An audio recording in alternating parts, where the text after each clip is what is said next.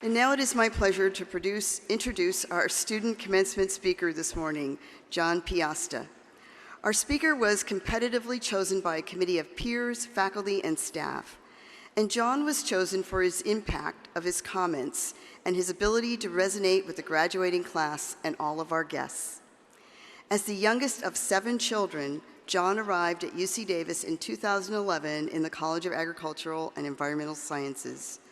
John came to UC Davis as an elite cyclist with the USA Cycling National Championship silver medal and multiple state championship titles.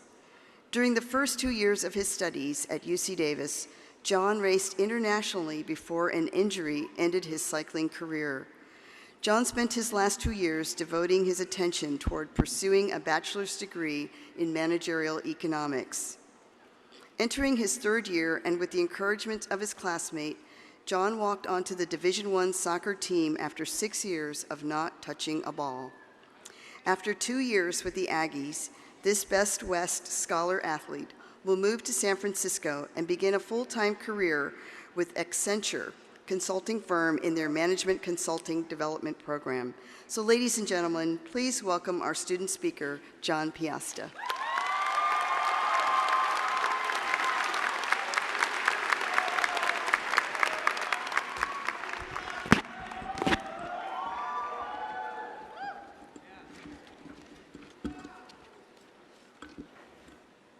Good morning, Chancellor Katehi, Dean Dillard, faculty, staff, friends, family, and most importantly, fellow graduates of the UC Davis class of 2015.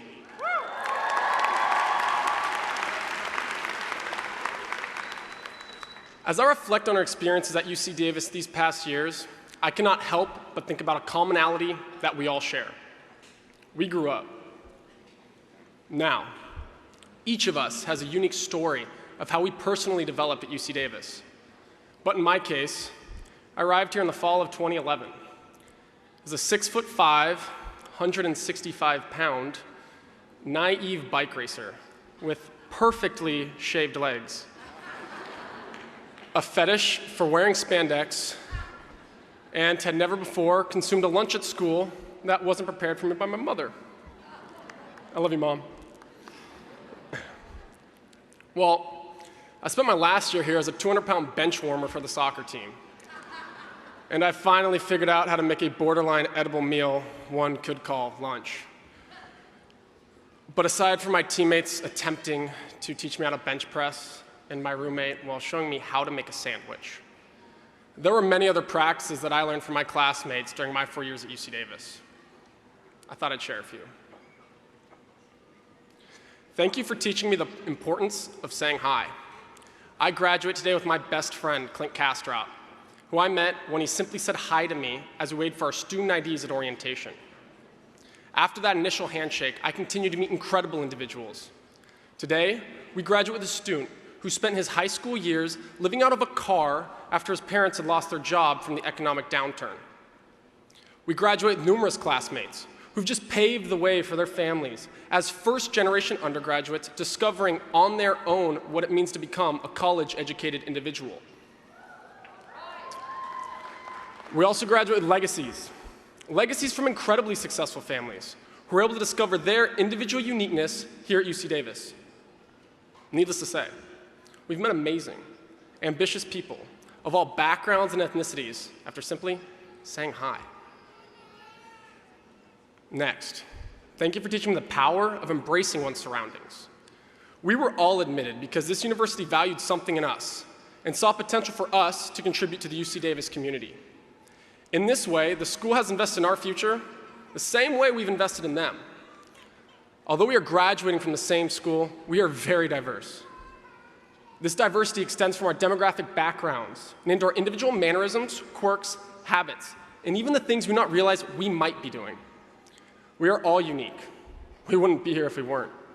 Let's continue to appreciate each other's diversity, do everything in our power to learn from others, and work hard to not only embrace, but apply those attributes to every aspect of our lives. At the same time, let's hold on to the things that make us unique, what makes each of us different from the rest, and makes us special.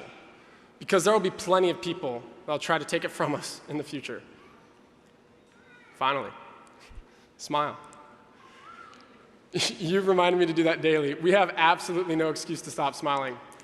I learned in Psych 151 that simply the act of forcing oneself to smile will make him or her happier and also make those around them happier. In addition, smiling increases productivity, trustworthiness, and naturally kills pain. Now, if only that was a test question. Anyway, one simple smile can do a lot for you. But more importantly, here's what it can do for someone else. During my first visit to UC Davis after being accepted, I could not help but notice how happy everyone was.